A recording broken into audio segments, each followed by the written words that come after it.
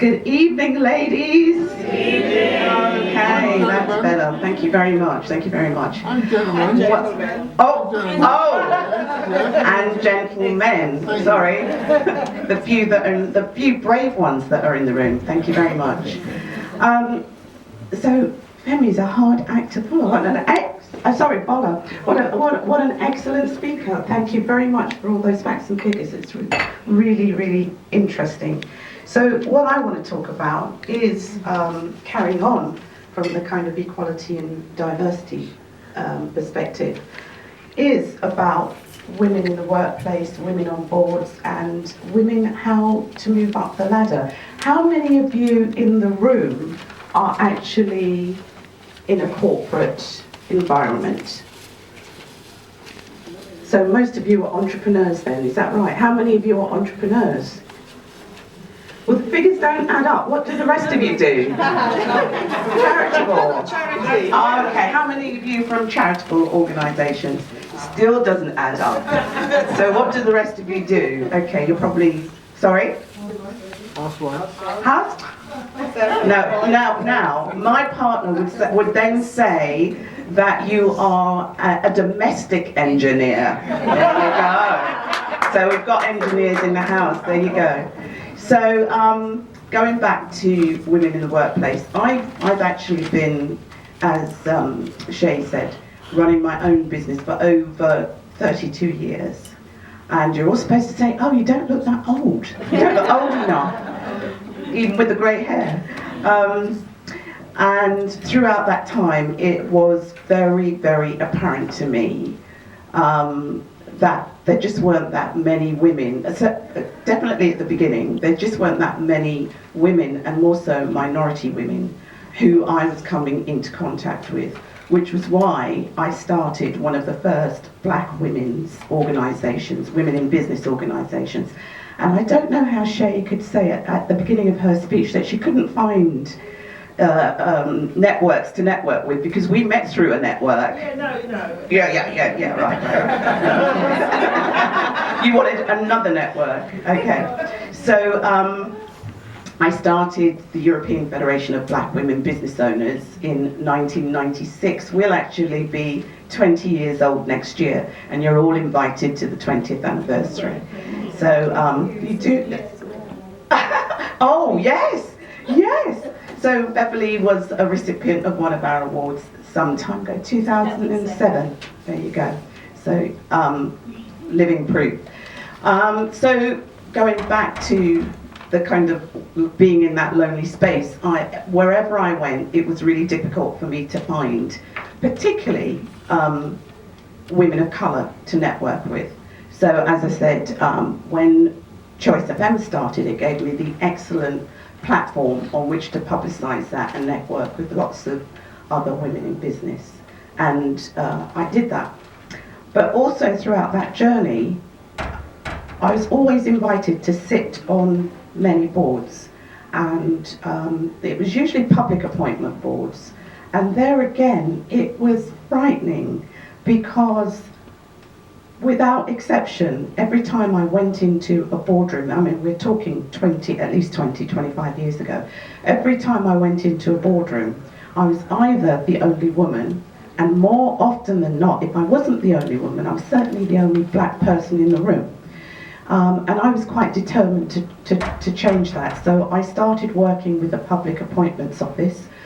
Through my women's network, we would do breakfast meetings, we would do conferences, we did all sorts of things to try to improve that. But I've got to say, at certain points, we were our own worst enemies, because one of the first, quite more often than not, one of the first things that people would say to me, or the women would say to me, is, you know, do you get paid? How much do you get paid? I'm not doing that if I don't get paid. Well, sometimes you have to do things without payment just to get in the room.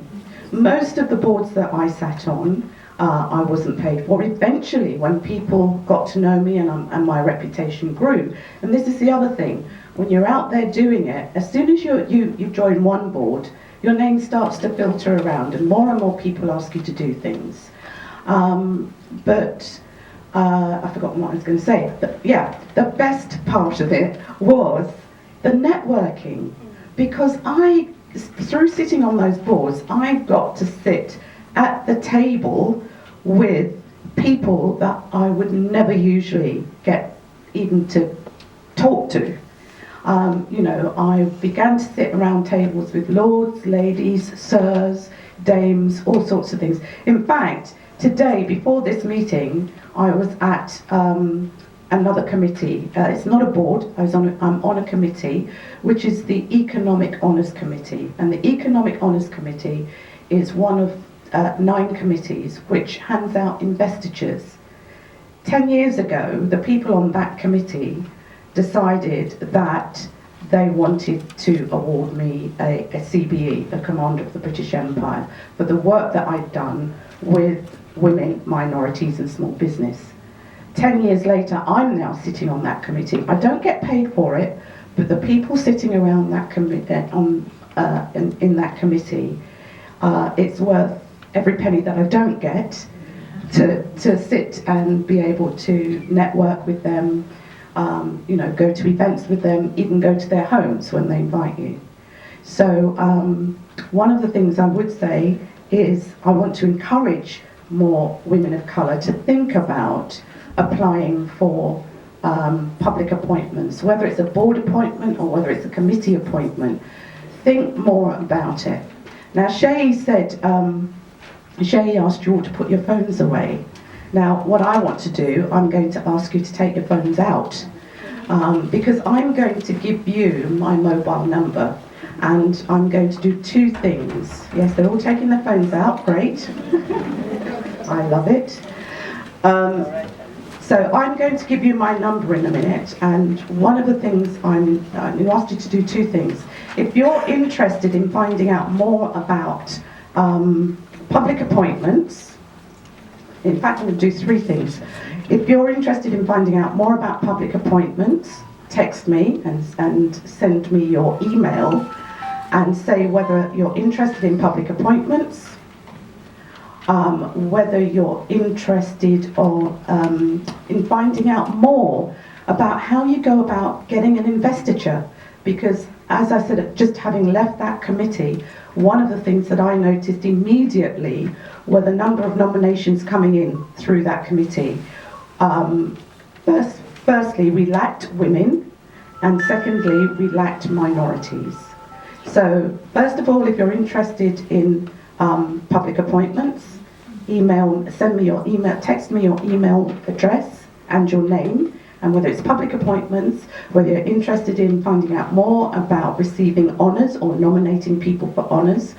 And thirdly, as Shay said, I've written a book about women on boards, and if you'd like, I omitted, I'm not very good at PR, am I? Because I didn't bring my book. I didn't bring any of my books with me. That's because I've been out all day. My website, I'll do that as well. So if you're interested in receiving a copy of the book, I'm not going to give it to everybody who texts me. I'll probably give it to the first 3 people that text me, or I'll choose 3 people and I'll send you a copy of the book. But if you're interested, just text me your email address and your name and what you're interested. If you're interested in all 3, just put all. But if you're only interested in one, name the one that you're interested in. So also, as this kind lady has just reminded me how to do PR, my website address for the book is 7 traits, as in the number 7, traits.co.uk. Okay, that's 7traits.co.uk. Now, just to go on very quickly and tell you a little bit more. Just checking to see whether you're awake. I'm checking to see whether you were still awake. Okay, my number, and this, my number is 07943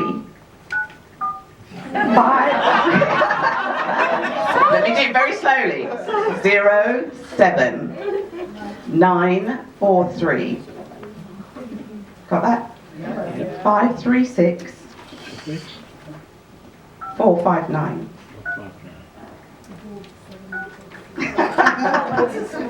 Okay, 07943 536 459. Okay, so we've talked a little bit about women on boards from the public sector side, and again, as Bola mentioned, we are so lacking in the numbers of women on boards, and again also race on boards in the public sector. I've got a few. I'm not going to read them all out, but I've got a few facts and figures about women generally in the FTSE 100. Now you must have all heard about the Women on Boards report that was launched by Sir Mervyn Davies, Lord Davies, Lord Davies 2010. And that was about encouraging companies to look at employing or getting more women on boards, both executive and non-executive. So before the report 4 years ago, it was absolutely dire. I think I don't have the numbers from before, but yes I do, sorry. So before the report, there was 12.5% of the FTSE 100 had women on boards. Now it's 23%. Still not the best, but it's almost doubled. 28%. We now have 28.2% of women non-executive directors, and that was up from 15%.